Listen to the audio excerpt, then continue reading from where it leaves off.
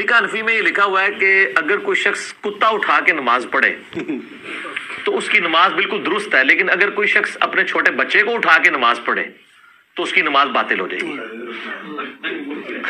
اب فقہ حنفی پر اتنا بڑا جھوٹ، اتنا بڑا بلیم کہ جناب انہوں نے اپنی فقہ میں لکھا ہوا ہے کہ کتا اٹھا کے نماز پڑھیں گے تو نماز ہو جائے گی، بچہ اٹھا کے نماز نہ پڑھیں۔ یہ فقہ حنفی میں جھوٹ بولتے ہیں، اور یہاں تک کہ لکھا ہے کہ ان کو حدیثوں سے دشمنی ہے، کیونکہ نبی علیہ السلام نے بچہ اٹھا کے نماز پڑھی تھی، انہوں نے فقہ میں لکھا ہے کہ بچہ اٹھا کے نماز نہیں پڑھیں، کتا اٹھا کے نماز پڑھے، پھر آگے ہنستا ہے، مذاق اڑاتا ہے۔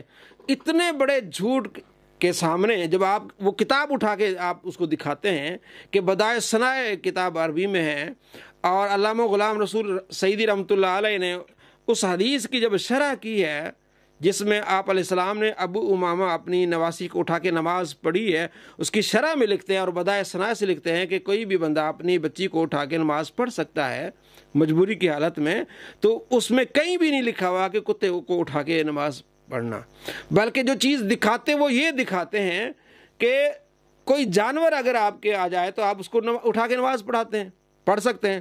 تو اب کم سے کم رجوع تو کرنا ہوگا نا، توبہ تو کرنی ہوگی۔ آپ پچھلے دنوں ایک ویڈیو وائرل ہوئی، ایک امام صاحب نماز پڑھا رہے ہیں اور بلی آئی، شاید آپ نے دیکھی ہوگی۔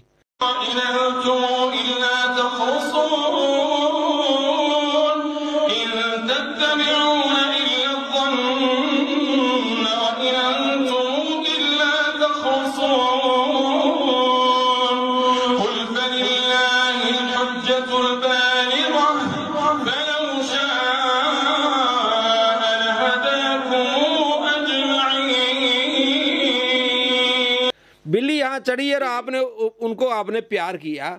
اب آپ کیا، ظاہر فقہا جو ہیں وہ فیوچر کے بھی مسائل بھی بیان کرتے ہیں، تو انہوں نے یہ لکھا ہے کہ اگر جانور نماز میں، اگر کوئی بندہ جانور اٹھا کے نماز پڑھے گا تو اس کی نماز ہو جائے گی۔ یہ فقہا نے لکھا ہے۔ اس حدیث سے کہ نبی علیہ السلام نے اپنی بچی کو اٹھایا، کہ اگر یہ امام ابن حجر اسقلانی نے بھی لکھا ہے، اہل حدیث نے بھی لکھا ہے، اس پر میری ویڈیو ہے۔ اب یہ اتنا جھوٹ بولتے ہیں کہ جناب یہ کہتے ہیں کہ کتا اٹھا کے نماز پڑھیں گے تو نماز ہو جائے گی، بچہ اٹھا کے نماز پڑھیں گے تو نماز نہیں ہوگی۔ اب آپ بتائیں، اگر بالفرض کسی عالم نے، اچھا آگے کہتا ہے، آگے مذاق اڑاتا ہے، ایک تو جھوٹ آگے مذاق اڑاتا ہے، کہتا ہے کہ وہ کہتے ہیں کہ کتے کا اگر منہ بندھا ہوا ہو پھر نماز ہو جائے گی، اگر منہ کھلا ہے تو نماز نہیں ہوگی، اس پر مذاق اڑاتا ہے۔ اب بلی چڑھ گئی اس عالم کے کاندھے پر، اب نماز ہوئی کہ نہیں ہوئی؟ انہوں نے نماز نہیں توڑی، پیار کیا، بلکہ اب بہت سارے لوگوں نے، اہل حدیث حضرات نے اس ویڈیو پر ویڈیو بنائی۔ یہ جو تھا واقعہ کہ دیکھیں اسلام میں نماز میں بھی ہم جانوروں سے محبت کرتے ہیں، تو بھائی فقہ حنفی میں یہی لکھا ہے کہ اگر جانور آپ اٹھا لیں گے نماز میں تو نماز آپ کی نہیں ٹوٹے گی۔ اگر بالفرض کسی فقہ کی کتاب میں اگر یہ لکھا ہو کہ جناب اگر کتے کا منہ بندھا ہوا تو وہ اگر اوپر جس طرح بلی چڑھی ہے اس طرح کتا بھی چڑھ سکتا ہے تو اس سے نماز ہو جائے گی۔ کیوں؟ اس لیے کہ کتے کی جو لعاب ہے وہ ناپاک ہے۔